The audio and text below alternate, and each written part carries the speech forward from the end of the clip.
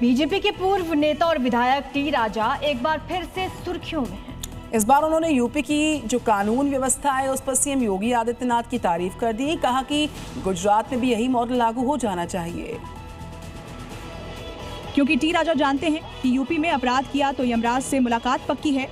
योगी force बदमाशों का इलाज बुलेट से करना जानती है। ऐसे में टी राजा कह रहे थे कि गुजरात में भी ऐसा ही मॉडल होना चाहिए। इसके अलावा टी राजा ने भारत में रहने वाले उन दहशतगर्दों पर भी निशाना साधा जो भारत की खाकर उसी से गद्दारी करते हैं। टी राजा ने एक बार फिर अपने बयान से नए विवाद को जन्म दे दिया है। यूपी समेत देश भर में जो घुसपैठियों के खिलाफ अभियान चल रहा है उस पर है अवैध तरीके से रह रहे बांग्लादेशी रोहिंग्याओं के खिलाफ एक्शन जारी है। लेकिन समाजवादी पार्टी सुप्रीमो अखिलेश यादव के ये अभियान पसंद नहीं आ रहा। तो क्या अखिलेश यादव को घुसपैठियों से कोई परहेज नहीं है और इसे वो मुद्दा ही नहीं मानते? यूपी में अवैध घुसपैठियां बहुत ही बड़ी समस्या है। लखनऊ में 50,000 बांग्लादेशी घुसपैठिए रह रहे हैं, जबकि प्रयागराज में इनकी संख्या 30,000 के आसपास है। वाराणसी में 15,000 और कानपुर में ये संख्या 45,000 के करीब बताई जा रही है, जिसके लिए योगी सरकार ने रोड मैप तैयार किया है। इसी पर अखिलेश चिढ़ गए हैं। अखिलेश के लिए घुसपैठ मुद्दा इसलिए नहीं है क्योंकि उन्हें 2027 की चिंता है।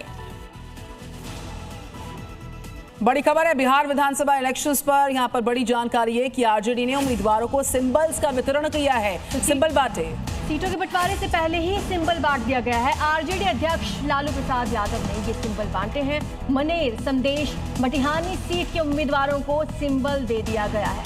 ये बड़ी खबर, सीटों के बंटवारे से पहले ही सिंबल बांट दिए गए। तेज प्रताप यादव पूरे उत्साह के साथ बिहार विधानसभा का चुनाव लड़ रहे हैं और अब उन्होंने अपने उम्मीदवारों की सूची को जारी किया। वैशाली से लेकर गोपालगंज, छपरा तक तेज प्रताप ने अपने जो खास सुपर 21 हैं उनको मैदान में उतार दिया है। क्योंकि जिस तरह से लोग तेज प्रताप की सभाओं में आ रहे थे और उनसे मुलाकात कर रहे थे, वो दिखता है कि तेज प्रताप कुछ न कुछ गुल तो जरूर खिलाएंगे। उनके वीडियोस, उनके बयान सोशल मीडिया पर खासे पसंद किए जा रहे हैं। अब बात जनशक्ति जनता दल के संभावित उम्मीदवारों की, तो तेज प्रताप यादव महुआ से ही विधानसभा चुनाव लड़ेंगे। बिहार के वैशाली जिले में मौजूद महुआ उनकी पारंपरिक सीट बन चुकी है, जहां से वो 15 अक्टूबर को नामांकन करने वाले हैं। जनशक्ति जनता दल की पहली लिस्ट में महुआ विधानसभा से उम्मीदवार के तौर पर तेज प्रताप यादव का नाम तो फिक्स है, लेकिन दूसरे और उम्मीदवार इस सूची में जगह पाते हैं ये तो सिर्फ तेज प्रताप ही जानते होंगे। एनडीए सीट शेयरिंग के फॉर्मूले से मांझी कुशवाहा भले ही नाराज चल रहे हो, लेकिन पीएम मोदी के हनुमान चिराग पासवान की लॉटरी लगती दिखी। 2020 में एनडीए से अलग होकर चुनाव लड़ने वाले चिराग पासवान 2025 में अपने मन के मुताबिक डील करने में कामयाब रहे। क्योंकि कई दिनों से एनडीए में सीटों के बंटवारे को लेकर पटना से दिल्ली तक माथापच्ची चल रही थी। जब बंटवारे का फॉर्मूला सामने आया तो चिराग पासवान सब पर भारी पड़े नजर आए। एलजेपी आरवी को 29 सीटें मिली हैं। चिराग ने पहले 40 सीट की डिमांड की थी, फिर 30 पर अड़े और 29 सीट पर फाइनल मोहर लग गई। 2020 की विधानसभा चुनाव में चिराग पासवान एनडीए से अलग होकर लड़े। 137 सीट पर लड़ने के बाद सिर्फ एक सीट पर जीते, लेकिन जेडीयू को कम से कम 40 सीटों पर सीधा नुकसान पहुंचाया।